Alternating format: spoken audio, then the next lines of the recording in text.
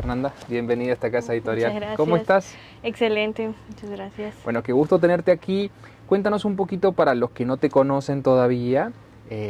Fernanda, ¿dónde nació? ¿A qué se dedica?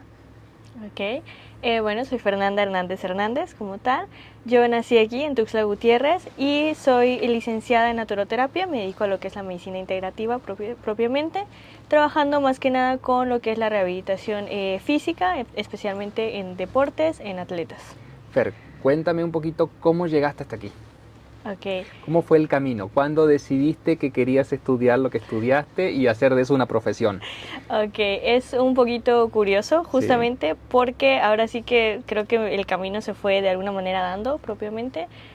No sé por qué, pero desde que yo estaba en la secundaria yo dije quiero estudiar medicina. Algo se me clavó, Ok. creo que fue una enciclopedia que mamá me regaló, no lo sé. Algo desde ahí me dijo yo quiero estudiar medicina. Entonces como que toda mi idea de formación se fue enfocando por ahí. Cuando yo cumplo 16 años me hago voluntaria en lo que es Cruz Roja. Entonces, a partir de ahí estuve 5 años, un poquito más o menos, como voluntaria. Hice mi formación como técnico en urgencias médicas, estuve un año cubriendo servicio en ambulancias previo a la pandemia. Entonces, justamente antes Wow. de la pandemia yo me retiro de esa parte. Cuéntame qué significó esa experiencia para ti y cuándo decides, porque no son muchas las personas siempre, por ahí sacamos convocatorias y demás, de que se inscriban y de que participen, pero no son muchos los voluntarios. Sí. Pues justamente llegaron a mi prepa en ese entonces, llegaron a mi prepa, hacen la invitación y por lo mismo, o sea, básicamente ellos te dicen, te enseñamos primeros auxilios, aunque seas menor de edad, pues Claro. obviamente porque para hacer la carrera como técnico en urgencias médicas tienes que ser mayor de edad, pero te dicen, bueno, siendo menor te podemos enseñar prevención de accidentes, trabajar en Claro. situaciones de desastres y primeros auxilios, ¿no? Entonces para mí ese fue el gancho de decir, yo quiero estudiar medicina, esto se va relacionando con lo que quiero para mí en un futuro. Entonces a partir de ahí me hice voluntaria. Ya estando ahí, ahora sí que la experiencia es mucho más completa. O sea, el voluntariado para mí cambió muchas cosas en mi perspectiva de vida, porque justamente era ir a trabajar a casas hogares, trabajar con pacientes geriátricos, visitar asilos. No nada más era como la parte médica como tal, sino todas estas actividades altruistas que se realizaban, ¿no? Ok. Entonces, eso fue lo que realmente eso fue al final lo que me hizo quedarme durante tanto tiempo, por así decirlo, lo que me hizo permanecer ahí. De ahí cuando se dio la oportunidad, pues ya hice mi formación como técnico en urgencias médicas, en la que realmente solo terminé mi año como tal, y ahí sí me di cuenta de que no era como el estilo de vida para mí, ¿no? O sea, es una Bien. carrera muy demandante, o sea, ser paramédico la verdad es Ujú. muy respetable, es muy demandante.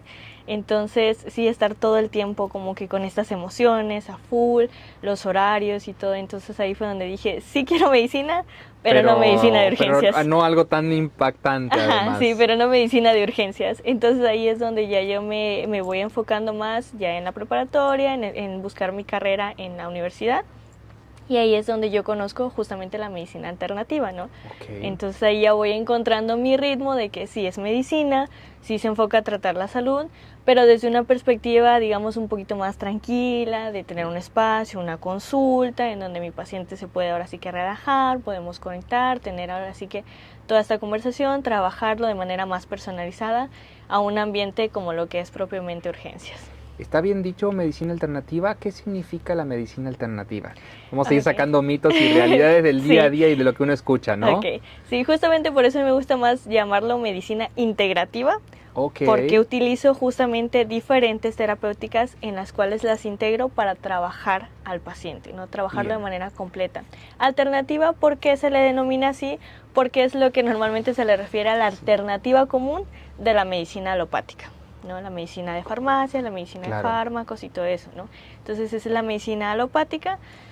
Las terapias como lo son acupuntura, ventosas, medicina tradicional china, herbolaria, incluso homeopatía, son los que se les consideran las alternativas a los tratamientos, por eso es que se le denomina de esa manera. Ok, empiezas este camino y ¿qué es lo que pasa en ti?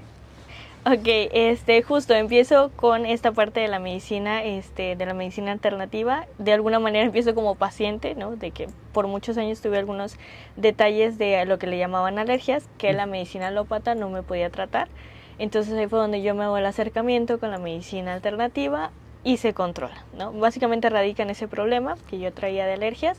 Entonces ahí es donde yo entiendo como, bueno, esta genuinamente puede ser una alternativa a lo que yo quiero, a lo que yo busco, y empiezo a trabajar con eso. Durante la carrera, pues justo nos plantean como, nos dan todas estas opciones, ¿no? De terapias, la masoterapia, la terapia física, quiropráctica y todo eso. Entonces, irónicamente, yo en un principio quería ser homeópata, o sea, dedicarme únicamente a la homeopatía.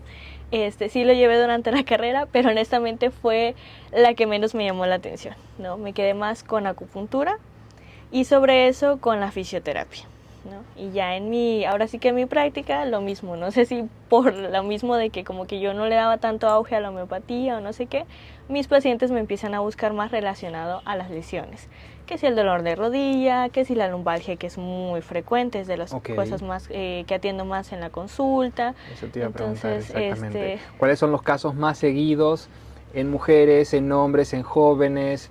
Ha aumentado mucho, lo hablábamos fuera de cámara, después de pandemia justamente la gente se ha acercado más a esta medicina alternativa, porque antes era como que decían, no creo en las gotitas, no creo en esto, no creo en aquello, y como que todo eso sí cambió el chip de muchas personas después de pandemia. Sí, claro. De hecho, incluso de manera profesional cambió un poquito, o más bien expandió un poquito más esta visión, porque justamente la pandemia viene de China.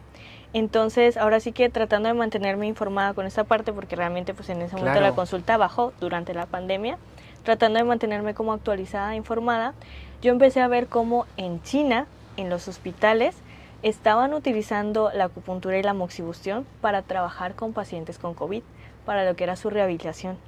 Entonces, desde ahí es como que, bueno, ese es el origen de la medicina, ese es el origen de la pandemia, y desde ahí lo están implementando para trabajar. Entonces es empezar como también a cambiar este chip en los pacientes, decirles sí funciona, pero además explicarles por qué funciona, ¿vale?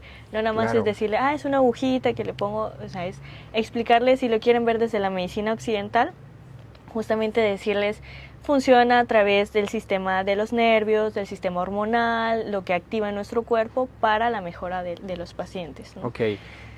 También ir rompiendo esta parte de los mitos y de las creencias y demás. Mucha gente va y dice, es que no me pasó nada. O no fue tan efectivo como un medicamento. Uh-huh. ¿Cómo le explicamos a todas esas personas cuál es el proceso natural de estas medicinas? Ok, justo, pasa mucho de que, es que es más rápido tomarme una pastilla, sí y no siempre. No, por ejemplo, un dolor a veces sí lo podemos sentir como que mucho más efectivo. La cuestión es, una vez que pasa el efecto del medicamento, el dolor reincide, ¿no? Una de las principales diferencias con la medicina integrativa, con lo que yo manejo sobre todo, es explicarles que yo no voy a trabajar con el síntoma, sino con la raíz del problema. Por eso ellos lo sienten más lento, porque no es lo mismo, por ejemplo, una pastilla que regule la hipertensión arterial a trabajar con la raíz de tu ansiedad, que hace que durante estos ataques tengas crisis hipertensivas. Entonces ya estamos desenvolviendo la raíz del problema, nos estamos enfocando en trabajar en eso, y por eso puede ser un poquito más lento el proceso, porque nos estamos yendo al fondo, no nos estamos yendo únicamente a trabajar. Y obviamente con los síntomas como pueden ser dolor, molestias, incluso insomnio, también lo pueden sentir después de la primera sesión, es lo que yo les explico. Tal vez lo sientan más lentos que una pastilla, pero van a notar los cambios, ¿no? ¿Qué es lo que ocurre? Porque a veces igual en la consulta me pasa, ¿no? Es que vengo con insomnio, con dolor de cabeza, con problemas gastrointestinales, toda una lista, que además, ¿no? En esta época de verano es como eso, es el ABC, es parte de... Ajá, entonces llegan, obviamente en la medicina alópata te doy una pastilla para cada uno, entonces tú notas que desaparece todo básicamente, ¿no? Desde un principio. Trabajando con la medicina integrativa, vamos desglosando y todo. Llegan a la siguiente consulta y me dicen, ¿sabes qué? Es que sigo con los problemas gastrointestinales, ¿ok? Pero ¿cómo ha estado tu sueño? No, ya dormí mejor. ¿Cómo van los dolores de cabeza? Ya no he presentado ninguno. Entonces también es irle mostrando al paciente su propio progreso, ¿no? Que se vaya dando cuenta de cómo esto va mejorando en esa parte. Bueno, ¿cuándo empiezas, diríamos, a experimentar en esta parte ya que tiene que ver con la rehabilitación? Digo, porque pueden ser ramas que van de la mano o no. En este caso tú te especializaste mucho en la rehabilitación. Uh-huh. Sí, en pandemia también justamente, pues por lo mismo, ¿no? Seguir estudiando, seguir aprendiendo. Se apertura por medio de internet. Uh-huh. Encuentro ahí, la verdad no recuerdo ni siquiera cómo, creo que me apareció la publicidad, de que estaban dando certificaciones gratuitas con instructores, pero ahora sí que europeos, alemanes, españoles, incluso era brasileño, pero radicaba en España, que trabaja mucho rehabilitación en movimiento.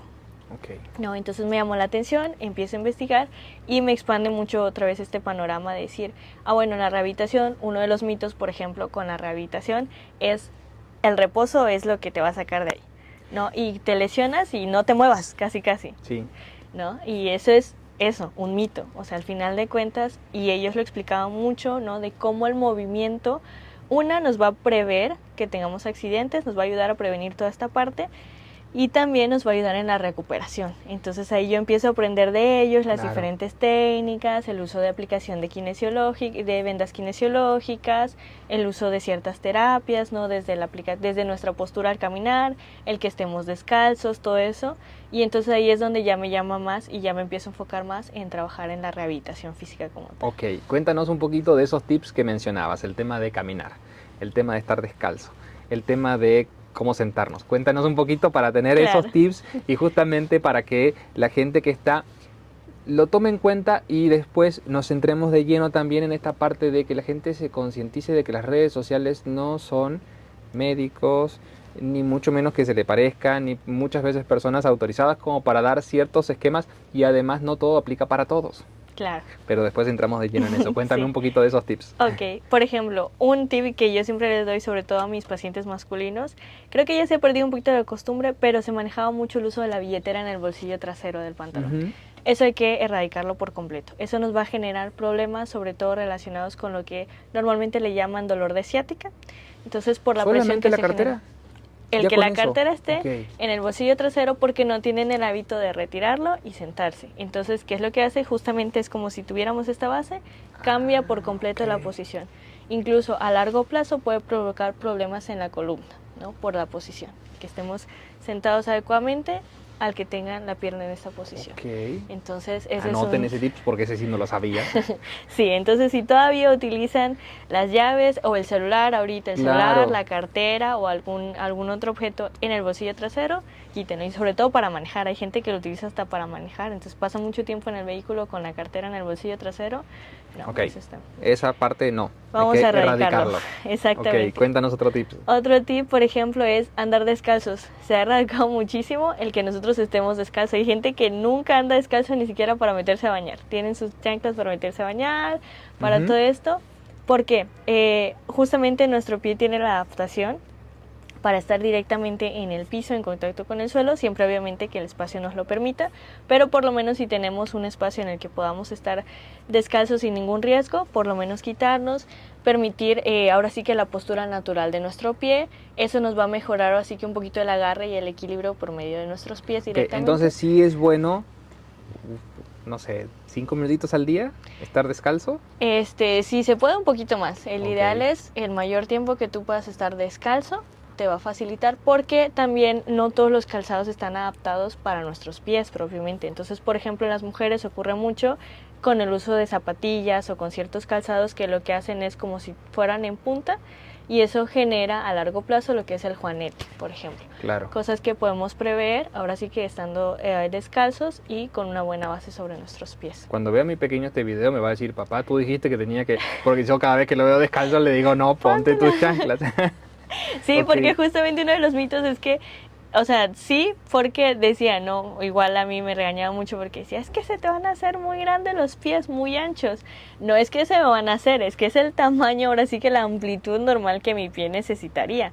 Claro que con el zapato se ve más angosto y se va haciendo mucho más angosto, se va adaptando a mi calzado, pero en realidad así es como mi pie debería de verse. Ok, perfecto. Entonces, ¿hasta 10 minutos o más? Sí, incluso más. El tiempo que nosotros podemos estar en casa, personalmente, en lo que es su casa, yo dentro de casa todo el tiempo estoy descalza. Ahí sí. Todo lo que, ahora sí que todo el espacio. Bueno, el tema de las posturas al sentarse. ¿Cómo le hacemos con las posturas al sentarse? ¿Qué tan recomendable es? Y el tema de que mucha gente que está mucho tiempo usa fajas y a veces eso puede ser mejor o a veces puede ser peor. Entonces, ¿cómo funciona toda esa parte? Ok, con sentarnos más que nada tenemos que cuidar mucho, ahora sí que dónde nos sentemos, porque ahora sí ya hay muchos aparatos que están, muchos asientos, muchos espacios que ya están adaptados para la ergonomía de nuestra columna. El ideal es siempre cuidar eso, las posturas naturales de nuestra columna. Okay. Nuestra columna propiamente no es recta, tiene curvaturas de manera normal. Entonces eso es más que nada lo que debemos de cuidar tanto al sentarnos como al acostarnos. Por ejemplo, la curvatura que se hace aquí en la cintura, propiamente en la zona lumbar, eso, ¿no? Tener soportes, incluso en el vehículo también les hago la recomendación de que se compren como unas almohaditas o ciertos soportes que tengan Para que estar esa mucho tiempo. ahí, Exactamente, porque lo que queremos evitar es justamente como si esta parte se pegara hacia el asiento, ¿no? Y siempre tratar de mantener nuestra postura lo más recta posible y cada tanto también ponernos de pie, movernos un poquito y estirarnos un poquito para no adaptarnos también a estar solo en esa posición, porque luego nos cansamos de estar sentados y empezamos a bajar los hombros, Claro. a encorvarnos, a posicionarnos más, o directamente nos vamos hacia atrás y entonces ya estoy modificando toda esta parte. Bien, entonces hablamos de cuando estamos sentados, de cuando caminamos, cuando dormimos. Cuando dormimos. ¿Cómo le hacemos? Porque también digo, si no vamos a redes sociales hay 10.000 formas de dormir y dices, ok. Sí, cuando dormimos es un poquito más difícil porque si tienes un buen sueño es difícil que estés pendiente de esas cosas, pero básicamente la instrucción es la misma, ¿no? Que tu almohada no te quede muy alta, que justamente evitar que haga esta posición por la curvatura de nuestra columna cervical. Claro, porque entonces, además amaneces y ya con ese tema ya amaneces todo el día complicado. Entonces, por ejemplo, de entrada el ideal es dormir boca arriba, ni de costado ni mucho menos boca abajo. Ahora sí que si nos vamos de una manera estricta para el cuerpo, la peor manera de dormir sería boca abajo, ¿no? Esa es la que nos puede conllevar a diversas molestias, algo así. Ok, sí. Ok, vamos a tener que empezar a cambiar la forma de dormir entonces. Sí, más que nada, con esto me refiero a que es la que nos puede llevar a tener que de repente justamente nos sintamos que descansamos bien, amanezcamos con algún dolor, con alguna molestia, ¿no? Entonces el ideal es dormir boca arriba, con una almohada que permita la curvatura normal en esta zona y con una almohadita más pequeña, lo mismo en la zona lumbar para que no pegue directamente de manera recta sobre la cama. Si nos colocáramos de lado, una de las sugerencias es colocar una almohadita en medio de las piernas para igual mantener una buena postura, ¿no? Por el nivel de las caderas, para que justamente no estén así, sino que estén más abiertitos, ¿no? Esa es una de las indicaciones, por ejemplo. Ok, interesante, tampoco lo conocía, pero bueno, uno va aprendiendo justamente. Todo tiene. Bueno, ¿qué tan preventivos somos? Como personas, como sociedad aquí, porque lo hablábamos fuera de cámara y también lo que me lleva justamente a esta parte y lo que decíamos recién, ¿no? El tema de las redes sociales. ¿Cuánto influyen las redes sociales en el día a día? En esta parte de querer los resultados inmediatos, ¿sí? Y de justamente empezar a hacer actividades como si fuera la última vez y lanzarse a hacer una caminata, una carrera, ahora que están justamente de moda y demás, a 5 kilómetros, a 10 kilómetros, y lo que significa el impacto en las rodillas, en los tobillos, en la cintura, para cuando no hay un proceso de acompañamiento de al menos 6 o 7 meses, me decían vez pasada, puede ser tan peligroso como dice, hacer rappel en una cañada. Eso sí, hay muy poca cultura de la prevención como tal. Se ha influido mucho esta parte de querer hacerlo todo, quererlo ya, ¿no? Querer resultados inmediatos. Y mucho se ha extendido esto, hágalo usted mismo, ¿no? Que creo que eso es de lo peor que se puede generar en las redes, el insinuarles a las personas que el hágalo usted mismo es mágico y que realmente uno puede hacerse de todo para justamente prepararse. Yo solito puedo prepararme, yo solito me puedo hacer mi dieta, yo solito me puedo rehabilitar. No, siempre, siempre, siempre consulten con profesionales. Si quieren iniciar una nueva actividad, vayan con un instructor. Si quieren una dieta, con un nutriólogo. Si quieren rehabilitación, vayan con profesionales capacitados y certificados del área de la salud. Porque si no, a largo plazo es muchísimo peor, ¿no? De entrada, lo que comentábamos también, bueno, yo me compro los aparatos y yo lo hago, no. Todo tiene un porqué, el uso de cada aparato tiene indicaciones específicas. Cada tratamiento, o sea, si acuden con profesionales se van a dar cuenta de que cada tratamiento es individualizado, ¿no? Claro. Tenemos que enfocarnos al tamaño del paciente, a las actividades, ahora sí que a su vida diaria, tal cual, ¿no? Es que yo me compré un electroestimulador y me lo pongo a mí, se lo pongo a mi esposa, se lo pongo a mi niño, No. no, cada uno tiene su indicación para empezar, cómo se debe utilizar adecuadamente, cuánto tiempo debemos de utilizarlo, en qué casos se debe de utilizar, ¿no? Y con quiénes, sí, porque lo mismo, no todos los pacientes van a ser aptos para electroestimulación, no todos los pacientes son aptos para el uso de ventosas, no todos los pacientes son aptos, por ejemplo, para lo que es la crioterapia, la inmersión en frío. Entonces... A ver, ahora que justamente mencionas esa parte, porque también estás haciendo esas actividades, ¿no? Uh-huh. ¿Cómo funcionan? Okay. ¿Y qué tanto tenemos que tomar conciencia de que no tenemos que decir este fin de semana me voy a ir a hacer una inmersión de frío sin haber hecho ninguna prueba, ningún estudio de absolutamente nada? ¿Por qué no hacerlo?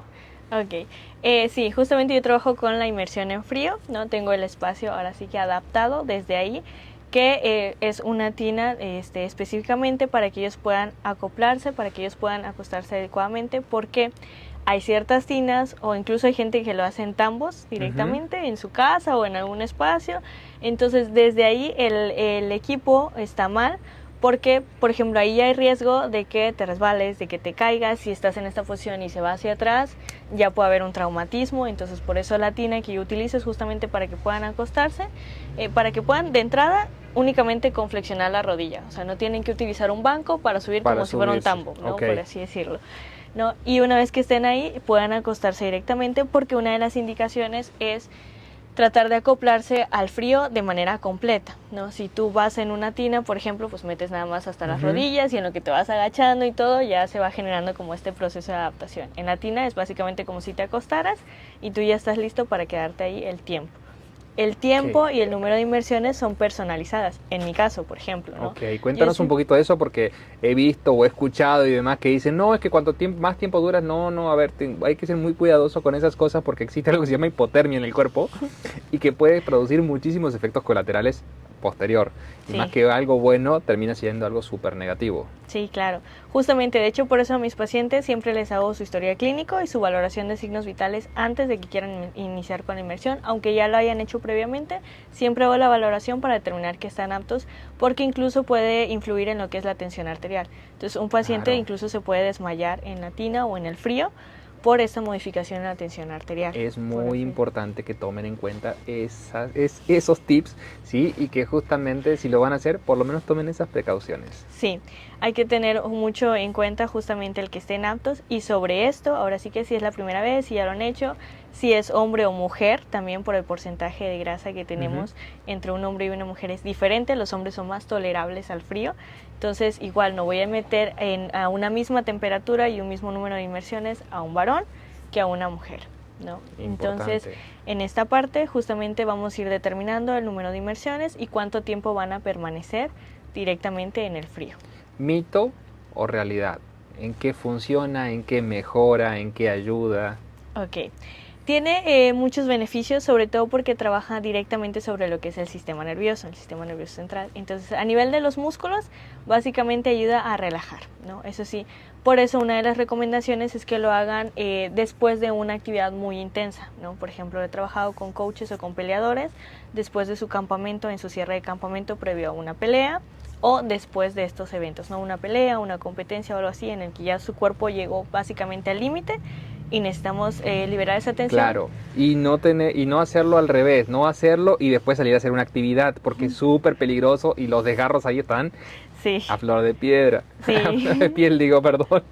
Sí, claro, de hecho eso también es una parte que yo discuto con mis pacientes, sobre todo cuando lo hacen para esto, para una preparación de competencia. Siempre establecemos el periodo en el que lo vamos a hacer previo a, porque si hay un margen recomendado de que, bueno, si tu competencia es tal fecha, de esta fecha a esta fecha, yo no voy a realizar la inmersión, porque justamente hay mayor riesgo, o como tal, como yo les explico, es como si reiniciara un poquito el sistema. Entonces a veces el primer día sobre todo les cuesta como recuperar, en el sentido de que, o sea, un peso, por ejemplo, que ya cargaban, la primera vez que lo vuelven a hacer como que dicen, ay, pero si mi cuerpo ya estaba acostumbrado. Sí, pero justamente le dimos esta descarga, esta liberación, entonces el primer día puedes sentir que te cuesta un poquito más, de ahí tu adaptación normal, pero si al principio como que puedes notar este cambio justamente, entonces por eso no se recomienda hacerlo inmediato a un compromiso como tal. Ok. Bueno, ¿qué otro tipo de recomendaciones tenemos que tener para ser un poquito más preventivos? Y cuéntanos tus redes sociales para que te podamos seguir en las diferentes plataformas y en dónde estás atendiendo. Ok, recomendaciones como tal es eso, acudan siempre a un profesional. Algo que es muy importante es no dejen las cosas para el último momento, ¿no? Si empiezan a tener, yo siempre les explico a mis pacientes, el dolor es la alarma del cuerpo, ¿no? Entonces, que algo te duela es tu cuerpo indicándote que algo está mal, ¿no? Que algo puede empezar a fallar, que hay un problema, que hay que atenderse, ¿no? Porque muchas personas lo van dejando y lo cierto es que entre más tiempo lo dejes, no va a recuperarse por sí solo, ¿no? Ok. Si te lesionas o algo así, no es como que te vas a adaptar al dolor y, es que ya me dejó de doler. Sí, pero eso no significa que el problema ahora sí que se haya solucionado. Como un ejemplo, ¿no? El esguince de tobillo. Se esguinzan el tobillo, no se lo tratan, se adaptan al dolor, no es que la molestia o como tal haya desaparecido, sino ellos ya se adaptaron, entonces su cerebro apagó esa alarma y ya, le puso silenciar, posponer alarma indefinidamente. Y ya de repente, ¿qué ocurre? Empiezan a tropezar más. Es que fíjate que cómo me tropiezo. No, me tropiezo o estoy caminando normal y se me va el tobillo. Y se me va el tobillo. No sé por qué. Bueno, porque hace 2 años hubo un esguince que nunca se trató y ahorita ya las adaptaciones nos llevan a nuevas consecuencias. Entonces es muy importante eso, no dejarlo para el final. La otra es que entre más tiempo dejemos pasar para iniciar nuestra recuperación, más largo va a ser el proceso de recuperación como tal. Entonces, entre más rápido lo atiendas, una lesión ahora sí que aguda, que se dé en los primeros 15 días y se trata en ese periodo, en unos mismos 15 días, obviamente dependiendo del grado de lesión, pero unos 15 días, máximo 3 meses, podemos estar recuperando al paciente. Ok. Una lesión que hayas dejado durante muchos años, hay pacientes que llegan con, es que tengo una lumbalgia de hace 20 años y quiero que me la cures de aquí al sábado. No. No. O sea, de 20 años de dolor, nos vamos a trabajar por lo menos hasta 6 meses o más, yéndonos poco a poco, pues recuperar esa lesión. Wow. ¿No? Entonces, Redes sociales para seguirte, Fernanda. Ok, mis redes sociales, pues más que nada trabajo únicamente con lo que es Instagram, que es FerHZHZ como tal. Ok, lo vamos a escribir para que puedan... Ahí me pueden encontrar, justamente ahí comparto más acerca de lo que es la crioterapia, ¿no? Que he trabajado justamente con coaches o con peleadores, ¿no? Entonces el proceso ahora sí que en su preparación, cómo se realiza la crioterapia como tal y las diferentes terapias que manejo, ¿no? Las ventosas, cuándo podemos recomendar las ventosas, por ejemplo. Ok, ¿cuándo recomiendas las ventosas, por ejemplo? Ok, por ejemplo, ahora sí que en dolores que no sean directamente dados por una lesión, Okay. ¿no? Un cansancio, por ejemplo, mucho estrés o algo así, en las que justamente las ventosas nos proveen también el beneficio del calor, ¿no? O en molestias que sean igual un poquito más crónicas, porque el calor nos ayuda en este tipo de casos, ¿no? Entonces ese puede ser un beneficio que se les pueda proporcionar, siempre y cuando el paciente, por ejemplo, no tenga problemas de hemofilia o un problema en la sangre, que nos pueda llevar a ciertas consecuencias por la succión de las ventosas. Ok, perfecto. Entonces, Entonces, perdón, interrumpí las redes sociales, pero repitamos de nuevo redes sociales para que te podamos... mi red social únicamente es Instagram, FerHZHZ. Ahí pueden hacer las citas, ahí pueden ponerse de acuerdo. ¿En dónde estás atendiendo? Ok, tengo 2 espacios en los que proporcionar consulta. Uno es el fraccionamiento Laguitos, en el Instituto de CEPAM. Y la otra es en la calle Central, entre 11 y 12 Norte. Ahora sí que hay Perfecto. 2 ubicaciones. Ahí se comunican contigo y hacen la cita y demás. ¿Desde qué hora hasta qué hora? Trabajo por medio de citas, entonces desde las 8 de la mañana hasta las 7 de la tarde y de lunes a domingo. Ese sí, porque hay pacientes, incluso días festivos, porque hay pacientes que justamente el día que no trabajan es el día que se les hace más práctico porque pueden descansar ese día, porque ahora sí que tienen esa facilidad para atenderse ese día. Fernanda, muchísimas gracias por el tiempo, un placer la plática y quedamos a las órdenes para seguir sumando, haciendo sinergia y justamente teniendo por sobre todo en claro que la prevención hace que tengamos un envejecimiento más saludable y más, diríamos, digno, porque esa parte de hoy, diríamos, los nuevos esquemas que duramos más tiempo en esta vida, pero a veces no con la calidad de vida que deberíamos. ¿Pero por qué? Porque dejamos mucho justamente hasta último momento y el tema creo que de columna y rodillas y demás es un tema muy delicado que generalmente uno dice, ay, después voy. Sí, claro. Y bueno, de entrada muchas gracias también por el tiempo. Quiero ahora sí que hacer una pequeña anotación por lo que mencionas ahorita del envejecimiento. Eso sí, hacerles el comentario, la edad no es una limitante para hacer ejercicio, ¿no? Porque hay personas... Muy importante, muy importante. Exactamente. Sí, porque hay personas que porque ya llegan a una cierta edad o no quieren empezar o ya no quieren que los adultos mayores en casa ya no hagan nada. Lo que les decía, o sea, es un mito el no te muevas para recuperarte, para que no te lastimes, para que no. El movimiento es lo que te va a prevenir. Y el hacer ejercicio independientemente de la edad. Y nunca es tarde para empezar y obviamente nunca es tarde también para cuidar de ti. Muchísimas gracias. Muchas Estamos gracias. a las órdenes. Hasta luego.